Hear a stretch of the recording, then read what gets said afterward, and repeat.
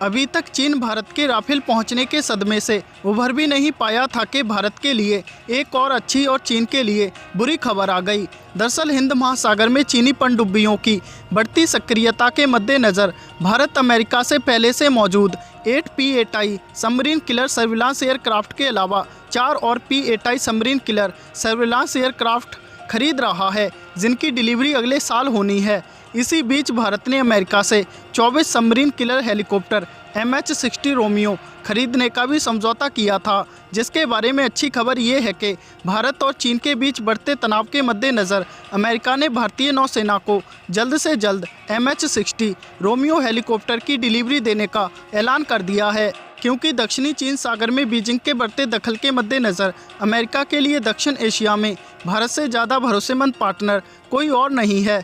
इसी के मद्देनज़र अमेरिका सबमरीन का शिकार करने वाले अपने MH-60 रोमियो हेलीकॉप्टर की डिलीवरी 2021 की शुरुआत में ही कर सकता है, जो कि न केवल चीन के लिए एक बुरी खबर है, बल्कि समुद्र में चीन के विस्तारवाद को रोकने के लिए भारत की तरफ से नहले पर दहला है। बता दें कि हेलीकॉप्टर बनाने वाली कंपनी लॉकहीड मार्टिन के अधिकारी विलियम एल ब्लेयर ने द ट्रिब्यून को बताया है कि ये बिक्री विदेशी मिलिट्री सेल के जरिए हो रही है। अमेरिका डिलीवरी जल्द से जल्द देने पर काम कर रहा है। उन्होंने दावा किया है कि जल्द ही इसे पूरा कर लिया जाएगा और अगले साल की शुरुआत में ही डिलीवरी कर दी जाएगी।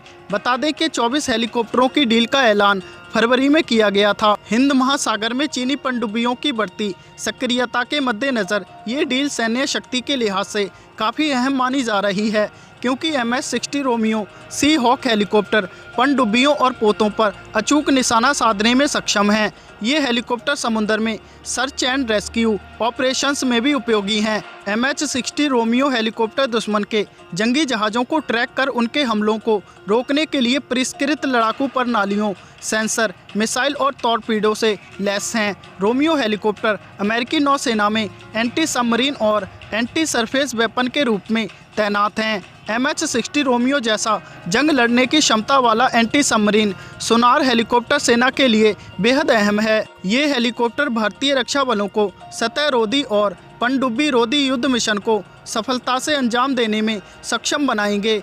MH-60 हेलीकॉप्टर में दोहरी नियंत्रण प्रणाली मौजूद है। इसे उड़ाने के लिए 2 पायलटों की ज़रूरत होती है। इसके कॉकपिट में बैठे पायलट रात के घने अंधेरे में भी अपने लक्ष्य को बखूबी देख सकते हैं। इस हेलीकॉप्टर में 4 से 5 केबिन क्रू के साथ 5 यात्री भी बैठ सकते हैं। इसके अलावा MH-60 रोमियो हेलीकॉप्टर कई अलग अलग तरह के हथियारों से लैस हो सकता है।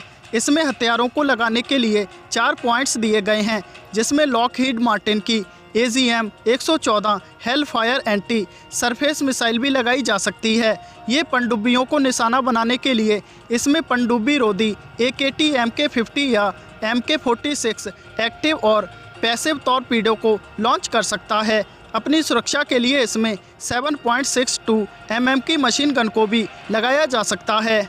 बता दें कि इन हेलीकॉप्टरों के भारतीय नौसेना में शामिल होते ही हिंद महासागर में चीनी नौसेना के बढ़ते दखल पर रोक लगाने में मदद मिलेगी। इसके अलावा नौसेना के पुराने होते सी किंग हेलीकॉप्टर बेड़े को इससे मदद मिलेगी।